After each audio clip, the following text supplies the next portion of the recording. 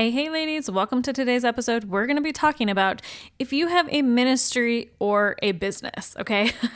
Your mind is going to be blown by this concept today. You do not want to miss it. It's going to be good. Yes, let's go. Are you a Holy Spirit-led woman called to build a faith-based online business that disrupts the culture, sets people free, and leaves a legacy for the generations? If so, welcome to the Set Apart Online Business Podcast, the podcast for Christian coaches, course creators, entrepreneurs, and ministry leaders who are ready to scale to 6 and 7 figures without compromising their calling, and all while building set-apart families and set-apart businesses. I'm your host, Ashley June, MBA, 7-figure business coach, homeschool mama of 3, and founder of Eden, the Mastermind, and the Selah Collective group coaching program. I help women like you launch, grow, and scale biblically based online businesses that create income, impact, and kingdom legacy in less time. I'm talking 5 to 15 hours a week. You can build a life of freedom for your family through building generational wealth and all while having fun. So yes, ladies, I am often surfing in Costa Rica or sneaking away on ski trips in our beautiful Colorado mountains with my little crew. Here, we talk about business strategy, funnels, sales, launching, scaling, motherhood, culture, and the Holy Spirit edge of entrepreneurship. Because building a set-apart online business means stepping into the business battlefield with boldness, discernment, and the armor of God. Because God has set you apart and you don't have to build your online business like the world. So grab your electrolytes or reheat that same cup of coffee for the 3rd time, and let's step into today's episode with big visions and radical boldness. Let's go, girls. Well, hello, ladies. So excited that you guys are here today. I am going to be chatting about a common place where women get stuck when it comes to launching their online businesses, their ministries. This is a spot that just kind of keeps the mindset stuck and kind of like the mission and the purpose to what you're doing in a place that feels more complicated than it needs to be. And I have a solution for you, which we're going to discuss. But before we get into the nitty-gritty, I want to invite you to apply for the Selah Collective. It is our 12-month group coaching program that is designed to get you to your first 100K online in the next 12 months, okay?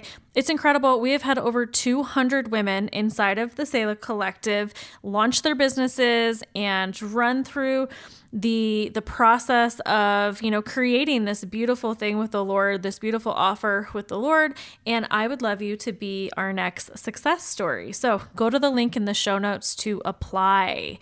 But let's get into the nitty-gritty of today. So, like I said, there is a spot that women kind of get stuck, and that is, do I have a business or do I have a ministry, right?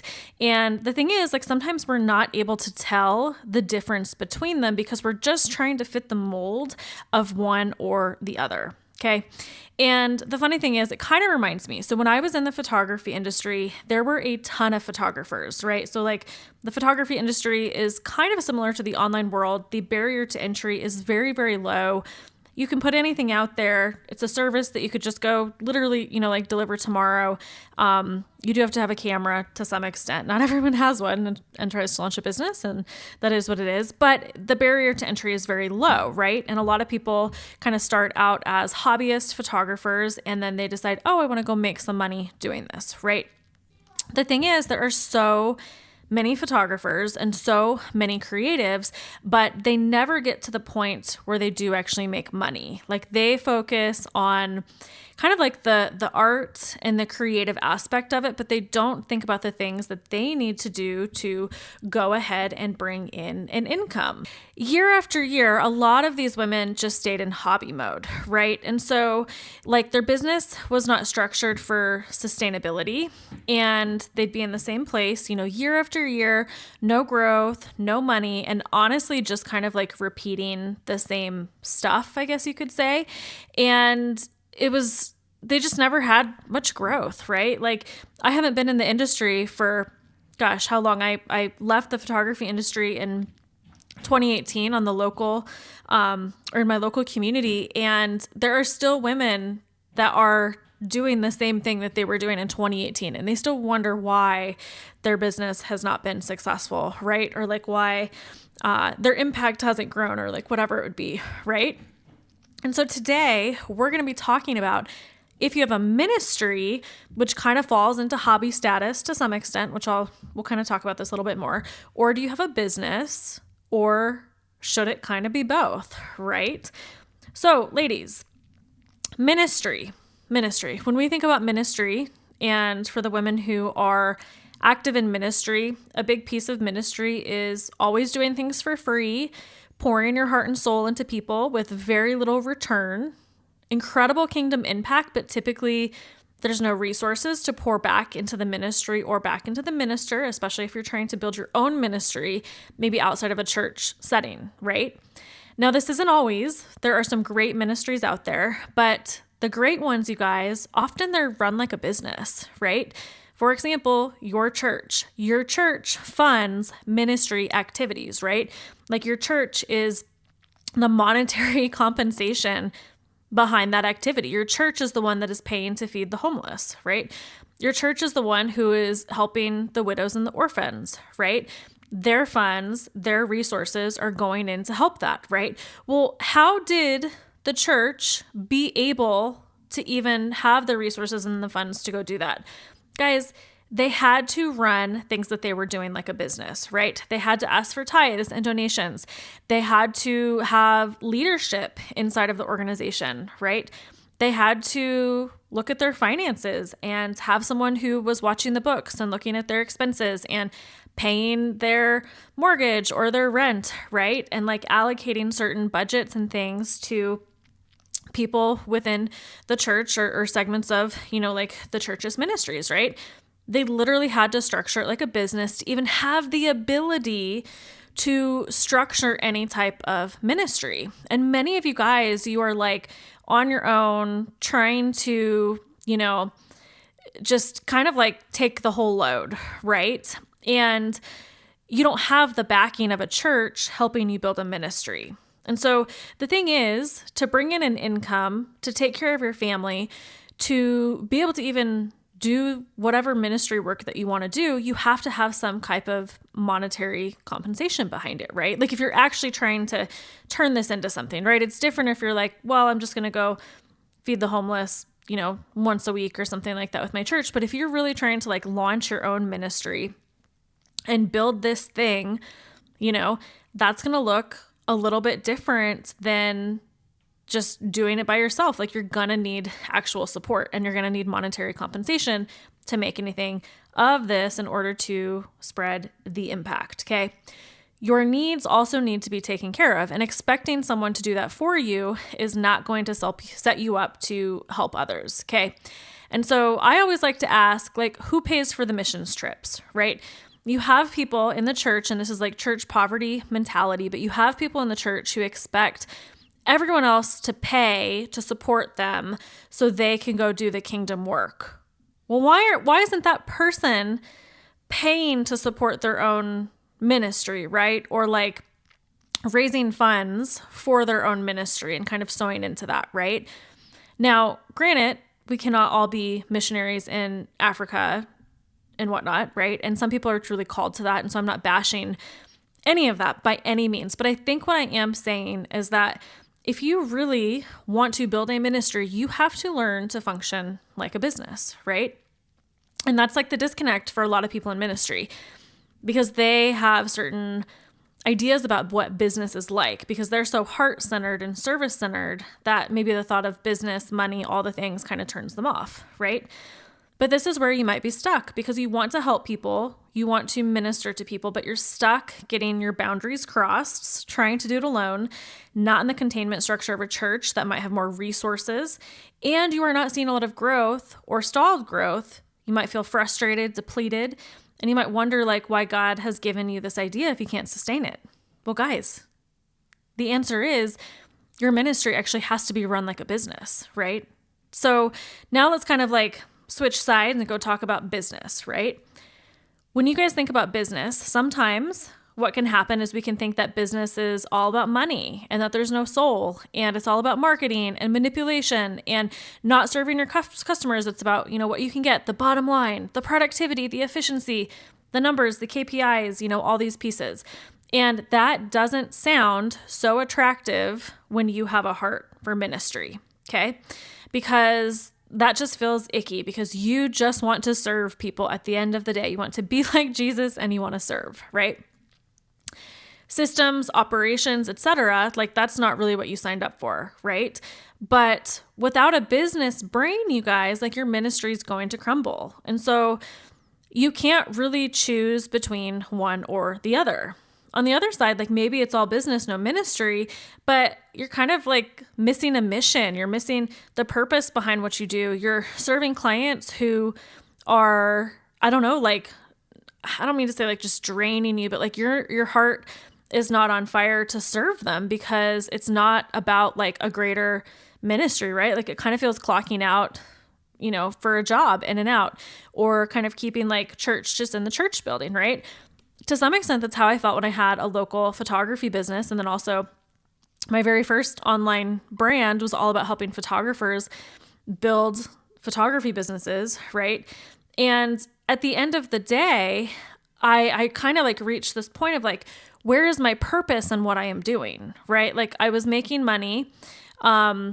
It wasn't great money at that time. It was still great for launching a business and trying to get that started and trying to figure out where I was supposed to be. But like, I didn't really know who I wanted to serve, what my bigger mission was. And then I got that clarity in 2020 when all the crazy COVID stuff was happening. And I really niched down. I started specifically working with Christian women photographers who were building photography businesses, right? And I created a community aspect. I got really specific on my offer, and I turned it into an amazing online business, right? And my passion was like so fired up because I brought ministry into my business, okay? And so kind of going back, like you can't really have a ministry without a business brain, and you can't really have a ministry or a business without like a ministry heart, right? Which leads me to, you guys, your business is a ministry. Or you could say your ministry is a business. I think business is a ministry is a slightly better way to say this, but you can't pick and choose, right? But what you can really focus on is you can pick stewardship, right? You can think about your business ministry in terms of stewarding your operations or stewarding your clients or stewarding your revenue or stewarding your marketing. And so when you look at this that way and you really start to partner with the Holy Spirit, the pressure comes off and you see that it isn't one or the other. It is both. The mindset blocks leave, the creative blocks leave, right? It doesn't have to be one or the other. And that's the best part about partnering with the Holy Spirit. That's how my online business, came alive, honestly. And the excitement of getting to do something I love and make money for my family while doing it and like worship the Lord and be in an incredible community, of women that I get to serve every single day who are like-minded, on fire for Christ, building for things that are beyond, like what we get in this world, but also like we're able to take care of our families and we're able to have fun. We're able to travel. We're able to do these different things, right? And so I just want to say that looking at your business as a ministry is the most freeing concept because it frees you up to like not feel like you have to be no heart and like no soul, right? You just have to be, I'm just business, right? To also feeling like you don't have to be taken advantage of in your ministry, right? To the point where you're just so incredibly depleted. And from this, you guys, we have a very sustainable model, okay? So I hope that this helped you today. I hope it just totally like blew your minds. Like if you're dealing with any of these blocks, whether business, ministry, trying to look at it as both, guilt, internal feelings of maybe even drawing boundaries. Like I feel like as Christians, sometimes we feel just really like it's hard for us to draw boundaries on things, I guess you could say. If you guys are feeling any of that, like just know that there's freedom and it's not either or, right? Like there's an option C here. It's not just A and B. Like we have option C, which is your business as a ministry or your ministry can be run like a business. Okay. And so ladies, like I said, I hope this is freeing for you today. If you guys are wanting help with this, I invite you to come apply for the Selah Collective. It's our 12-month group coaching program for Holy Spirit-led coaches, course creators, ministry leaders, service providers.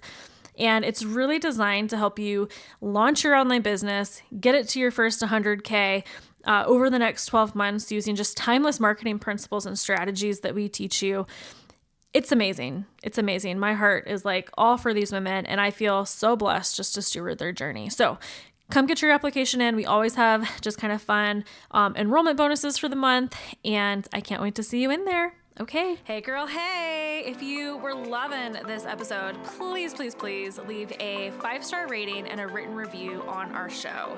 If you happen to screenshot it and email it to us at team@wildandradiant.com, we're going to thank you, celebrate you, and we just want to make sure you're part of this Set Apart movement. Plus, ladies, other ladies will get to see this show. They will get to see the episodes. They will get to listen to all the goodies in here. And when you leave a review, you help us pop up easier for that show. So 1, we would love it if you would do that.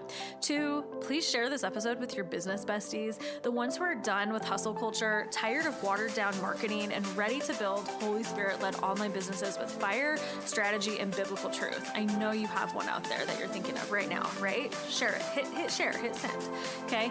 And ladies, if you're looking to launch your online business and grow to that first 100K, I want you inside of the Salem Collective. It's my signature group coaching space for Christian women who are ready to activate their calling and build with biblical clarity and proven strategy. If you've already hit 6 figures or well on your way, and you're ready to scale in a place of overflow and rest so you can get to your first 500K to 1 million, then you need to apply for Eden, the Mastermind, where kingdom leaders rise, multiply, and take spiritual and digital ground together. Lastly, ladies, head to ashleyjunco.com to learn more. I'm praying bold prayers over your business. Let's radically go do the thing. I'll see you in the next episode.